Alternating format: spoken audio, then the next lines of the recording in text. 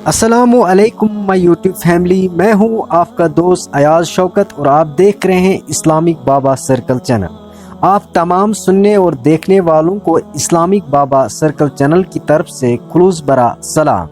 आप जहां कहीं से भी मेरे चैनल का विजिट कर रहे हैं और मेरे वीडियोस को देख रहे हैं, आप तमाम को दिल की गहराइयों से खुलूस भरा सलाम करता हूं और अल्लाह से दुआ करता हूं आप जहां कहीं से भी हैं खुश रहें, खुशहाल रहें।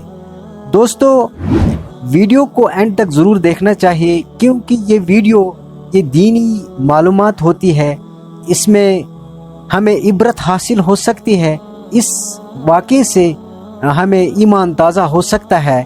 और वीडियो को शेयर करना चाहिए क्योंकि आपके शेयर से ये वीडियो दूसरे लोगों तक पहुंच सकता है और उसका सवाब भी आपको मिल सकता है क्योंकि इसमें दीन की बातें हैं।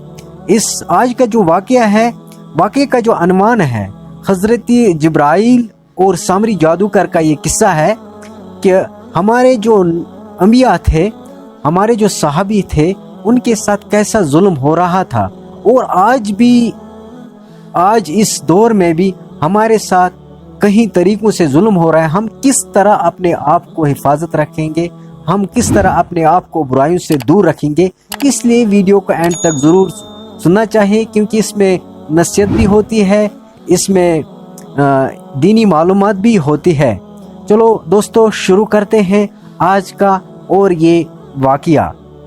हज़रत जिब्राइल अलैहिस्सलाम और सामरी जादूगर का ये वाक़या कुरान मजीद की सूरतुल ता में मज़कूर है और ये वाक़या बनी इसराइल की तारीख़ का एक अहम हिस्सा है जो हज़रत मूसा अलैहिस्सलाम के ज़माने में पेश आया था। जब हज़रत मूसा अलैहिस्सलाम बनी इसराइल को फ़िरौन के जुल्म से नजात दुलाकर बहरा कलज़म बहर अमर के पार ले गए तो अल्लाह ताला ने इन्हें कोह तूर पर बुलाया ताकि वहाँ तौरात का नज़ूल हो। हज़रत मूसा अलैहिस्सलाम 40 दिन के लिए कोह तूर पर चले गए और अपनी कौम को अपनी भाई हज़रत हारून अलैहिस्सलाम के सुपर्द किया।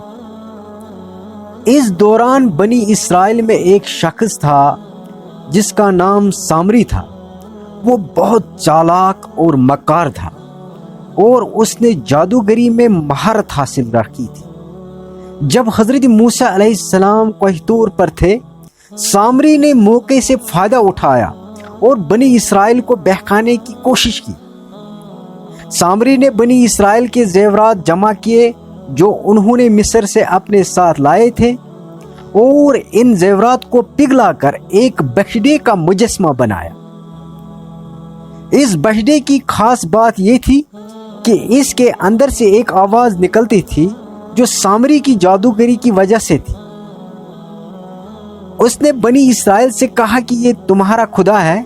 मूसा अलैहिस्सलाम तुम्हें धोखा देकर चले गए, इसकी पूजा करो।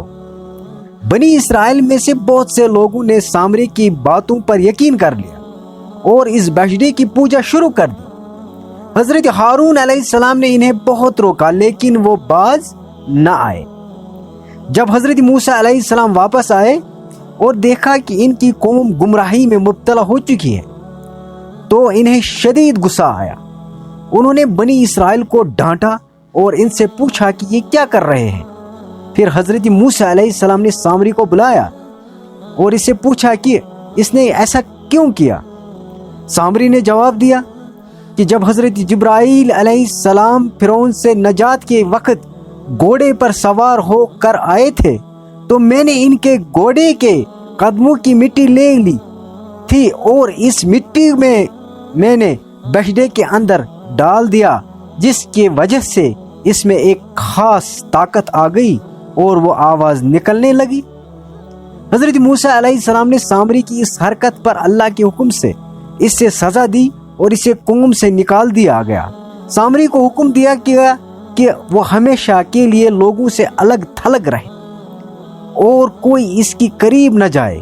इसके अलावा हज़रत मूसा अलैहिस्सलाम ने इस बछड़े को जला दिया और इसकी राख को दरिया में फेंक दिया ताकि लोगों को इस पर ईमान टूट जाए। ये वाक़या یہ سبق دیتا ہے کہ جادو اور دھوکے دیے ہوئے لوگوں کو گمراہ کرنے والے کبھی کامیاب نہیں ہوتے اور اللہ کی سزا ان کے لیے یقین ہوتی ہے۔ حضرت جبرائیل علیہ السلام کا ذکر اس واقعے میں اس بات کی طرف اشارہ کرتا ہے کہ اللہ اپنے برگزیدہ فرشتوں کے ذریعے بھی لوگوں کی آزمائش کرتا ہے تاکہ یہ دیکھا جا سکے کہ کون لوگ اللہ کے راستے پر قائم رہتے ہیں اور کون گمراہی میں پڑ جاتے ہیں۔